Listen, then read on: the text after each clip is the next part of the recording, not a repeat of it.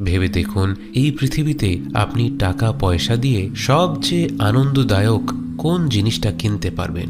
এবার কল্পনা করুন, ফজরের নামাজের পর যখন ধীরে ধীরে পূর্বাকাশে সূর্যের কোমল আভা ছড়িয়ে পড়ছে, পাখিদের কলতানে মুখরিত হয়ে উঠেছে প্রকৃতি, এক অপার্থিব স্নিগ্ধতা ছেয়ে আছে চারিপাশে, আর আপনি একাকী বসে আপনার রবকে স্মরণ করছেন।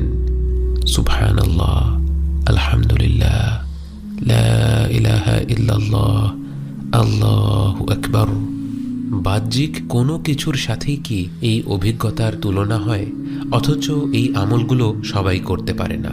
কত মানুষ এখনো তার রবকেই খুঁজে পায়নি, তাই তারা জিকির থেকে বঞ্চিত।